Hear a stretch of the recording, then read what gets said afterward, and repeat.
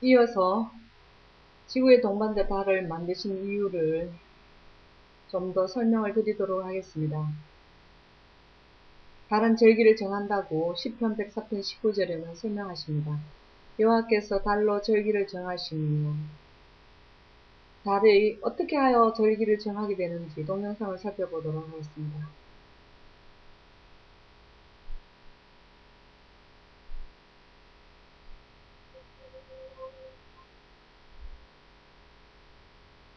하지만 달의 이력은 무엇보다도 지구의 생명 그 자체에 달은 무엇보다도 지구 자체의 생명과 깊은 연관을 갖고 있습니다.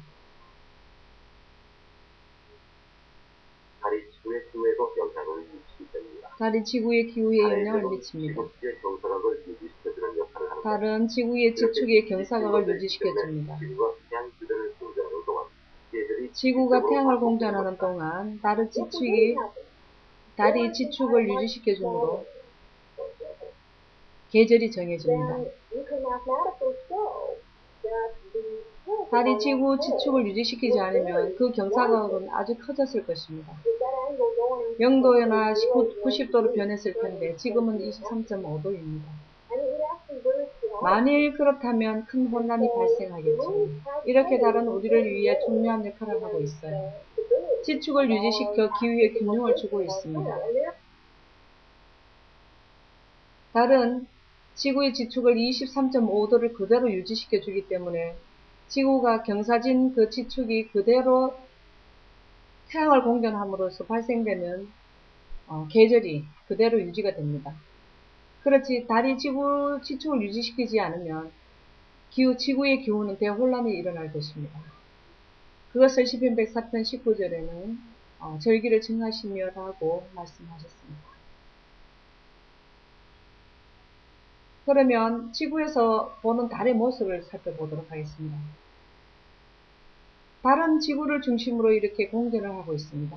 이것을 욥기 31편 26절에는 달이 달의 명량하게 운행된다라고 표현하고 있습니다. 달의 궤도는 타원형입니다. 지구와 가까울 때는 근지점의 달이고 지구와 멀리 떨어질 때는 원지점의 달입니다. 달의 크기는 똑같지만 멀리 있을 때와 가까이 있을 때의 크기는 다르게 보입니다. 달은 날마다 모습을 바꾸는 것은 달이 지구 주위를 공전함에 따라 태양빛을 반사하는 달 표면이 달라지기 때문입니다. 보름에서 다음 보름까지의 시간은 정확히 29일 12시간 44분 2.8초입니다. 달은 지구를 중심으로 타원 궤도를 그리며 공전하기 때문에 상대적으로 지구에 가까워지고 멀어집니다. 달의 크기는 같지만 실제로는 달라 보입니다. 이렇게 달이 금음달, 초승달, 상현달, 보름달 이렇게 되는 것은 그 빛이 받는 면을 우리가 보기 때문에 그렇습니다. 하나님께서 지구를 만드신 것은 생명체와 큰 연관을 갖게 하시는데 그것이 바로 바닷물을 민물과 썰물에 의해서 움직이게 하는 것입니다. 이 민물과 썰물이 있음으로써 바닷물은 정화가 되고 생명체가 살 수 있는 환경이 유지됩니다. 그러면 민물과 썰물은 어떻게 일어나고 대조와 소조는 무엇인지 살펴보도록 하겠습니다.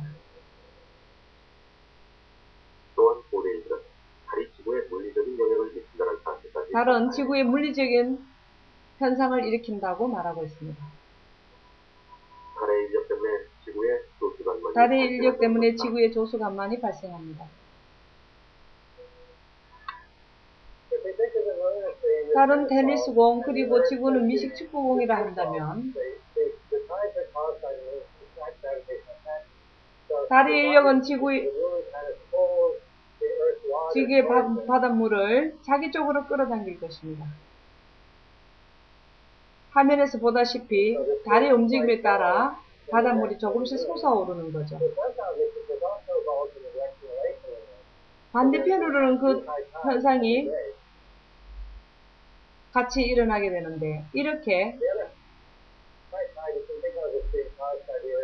지구의 원심력으로 인해 생깁니다. 자전으로 인해 발생한 원심력이 바닷물을 밖으로 밀어내는 거죠. 이렇게 해서 밀물과 썰물은 일어나게 됩니다.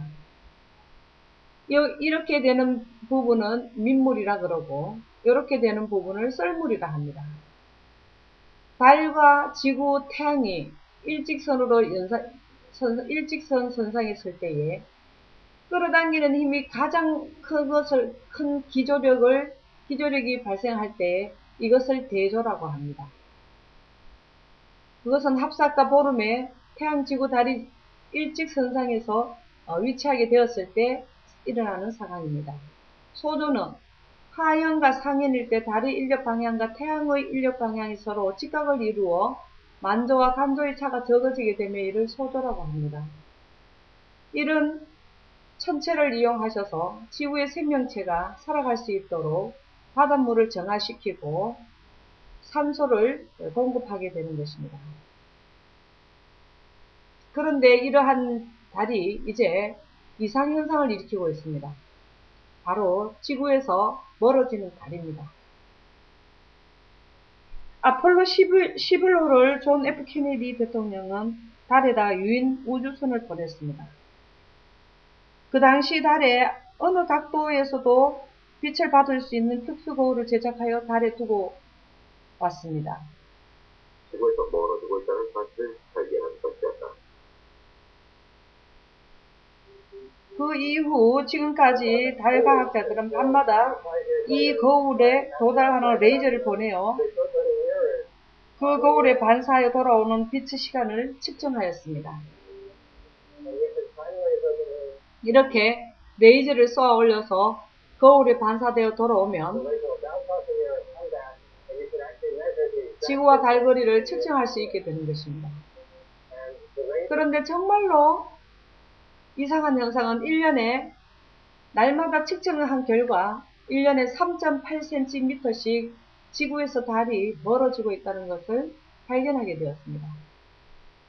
이 이유를 달과학자들은 여러 각도로 찾고 있습니다. 그러나 그 이유는 바로 성경에 있습니다.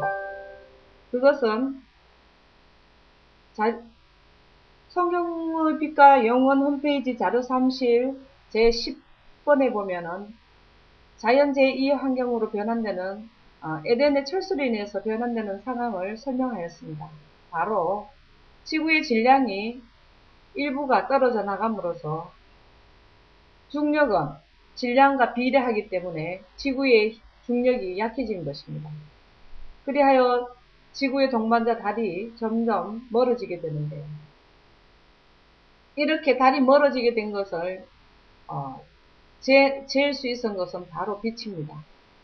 하나님께서는 태양과 달과 별 이 모든 천체들을 조화롭게 위치를 설정한 것은 바로 하나님의 손에서 나오는 강선 즉 빛으로 거리를 쟀기 때문입니다. 하박국 3장 4절은 그것을 설명하고 있습니다. 예수 그리스도의 손에서 나오는 강선으로 뼘으로 하늘을 재었다는 것은 그 빛으로 하늘을 재었다는 것을 설명하고 있습니다. 예수님이 사용한 것을 달 과학자들은 레이저로 지구와 멀어지는 달을 잼으로써 발견하게 된 것입니다. 지구에서 멀어지는 달의 결과로 인해서 발생되는 것이 또 있습니다. 그것은 바로 앞으로는 대기 일식을 볼 수 없다는 것입니다. 일식이란 해와 달 사이에 지구가 들어간 상태를 말하고 월식이란 해와 지구 사이에 달이 들어간 상태를 의미합니다. 신비로운 이 일식이 이제는 지구에서 멀어지는 달 때문에 이 현상을 볼 수 없게 된다고 합니다. 달이 지구와 점점 멀어지므로 지구의 생명체에는 큰 영향을 미치게 될 것입니다.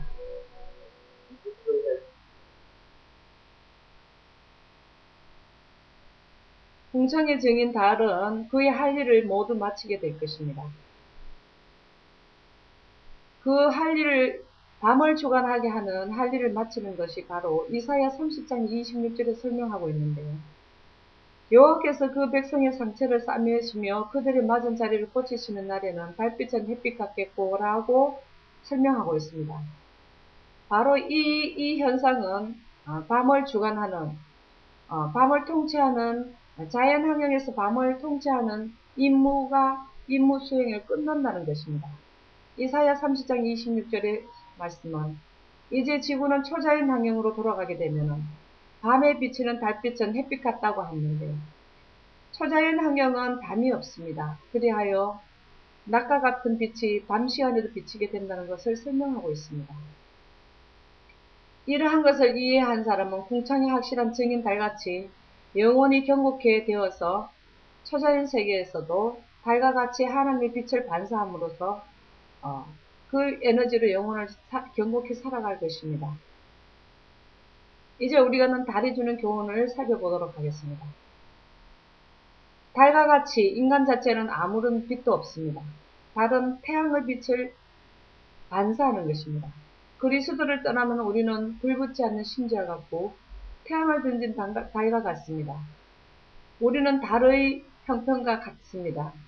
우리가 영원히 살아가려면 그리스도에서부터 나오는 영혼의 에너지를 우리는 반사해야 영원에 갈 수 있는 형편입니다. 그러나 우리가 의의 태양을 향하고 그리스도와 접촉될 때 온 심령은 하나님의 임재의 빛으로 자결하게 합습니다. 예수 그리스도를 받아들임으로 그분에게서 비쳐나오는 빛을 우리가 강합성하게 되면 달과 같이 궁창의 달과 같이 영원히 빛나는 영원에 가는 자가 될 것입니다. 지혜 있는 자가 되어서 궁창의 빛과 같이 별과 같이 영원토록 하나님의 빛의 에너지로 옷을 입어서 영혼의 환경에서 삶의 본질을 누리시는 여러분들 되시기 바랍니다. 감사합니다.